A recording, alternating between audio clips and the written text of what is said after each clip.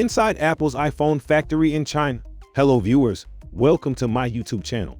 Today in this video, we will talk about inside Apple's iPhone factory in China. However, before we start our countdown, we would appreciate it if you would subscribe to our YouTube channel and also press the bell icon. So let's get started. If you own an iPhone, then it might have come from Foxconn's factory in Zhengzhou, China. The company employs 300,000 workers at the facility devoted to producing Apple's latest handset. While for many the jobs can be monotonous, outside the factory Foxconn's presence has turned the nearby residences into a mecca of activity and entertainment.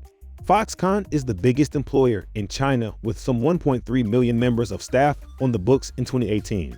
It manufactures consumer electronics for a variety of companies from Samsung to Dell to HP, but is most famous for manufacturing Apple products, and most notably the area around the Foxconn factory in Zhengzhou was once home to mainly farms, but now it's become a hub of growth as developers come in constructing new apartments and shops. The Woyan Commercial Square is the latest structure to come and features high-rise apartments along with new shops in what's an outdoor mall-like atmosphere. Fully half of all the world iPhones, many hundreds of millions, are manufactured at a sprawling Foxconn facility on the outskirts of Zhou. Zhou is a city of around 9.5 million people in Hunan province, historically a poverty-stricken province of the People's Republic.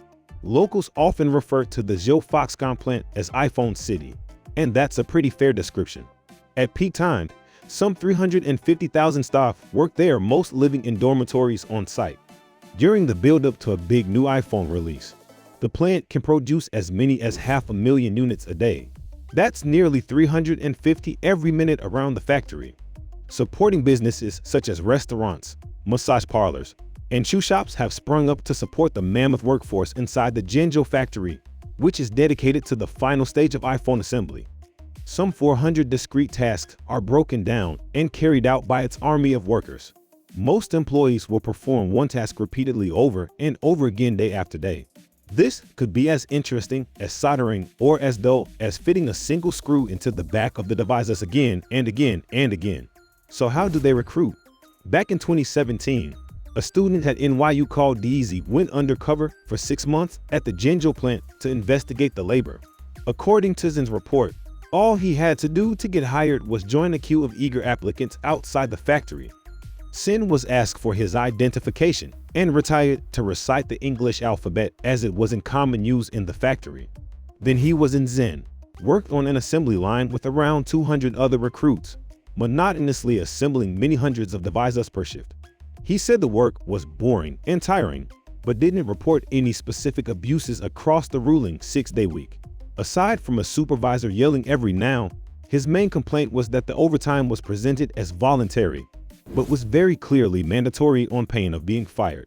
It's been reported elsewhere that the Chinese government itself keen to keep this lucrative business running smoothly steps in to help with the never-ending recruitment drive during peak summer months. In the build-up to the traditional autumn iPhone release date, a speaker is set to stand at the Zhou factory gate, yelling out for workers who are optimistic and diligent. Hunan province even reportedly sets quotas for the numbers of workers that villages and cities should provide to keep the factory ticking over efficiently and effectively. The gender balance on the factory floor is said to be roughly equal, and the typical age of a factory worker is between 18 and 25, though interns are frequently as young as 16. And while underage workers have been found in Apple's supply chain, nearly a dozen 15-year-old children were discovered to be working across 3 factories. According to one report, there are no reports that Foxconn's Zhou facility was directly involved.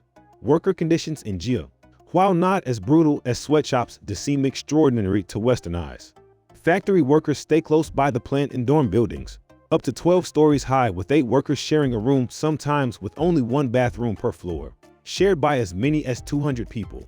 US-based pressure group China Labor Watch discovered during undercover investigations that workers are actively forbidden from resigning their posts during busy peak times, but conceded that the most egregious allegations of brutality and bullying made by others have perhaps been overstated.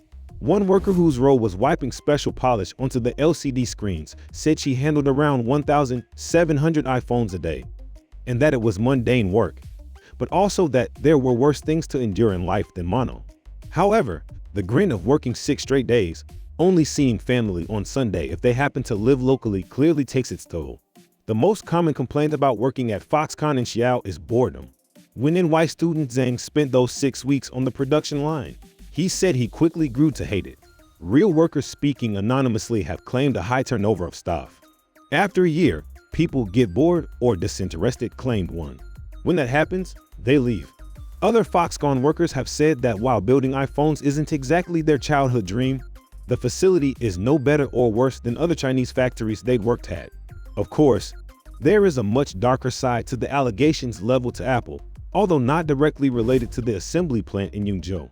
It has been reported that Apple products had been made using forced Uyghur labor, an ethnic minority in China, who endure horrific working conditions and even wage theft by unscrupulous. According to the New York Times, lawmakers in the United States have proposed legislation designed to curb American companies' ability to use forced weaker labor. Apple, it is said, set out to weaken the bill. Although Apple, for its part, says it did not lobby against the legislation, but instead had, as the company puts it, constructive discussions with the relevant congressional staff. And as for those MacBook makers at Sui Electronics, we mentioned at the start when the issue came to light, Apple told the firm to address the issue or risk losing business.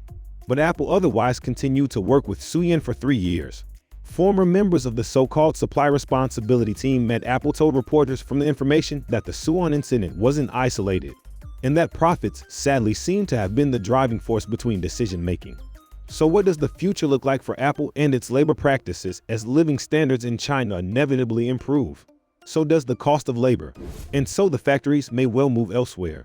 Foxconn recently found itself in hot water for exaggerating its starving requirements to Apple in order to illicitly cream profits from the Californian firm. So it's not always a cozy relationship between the two giants.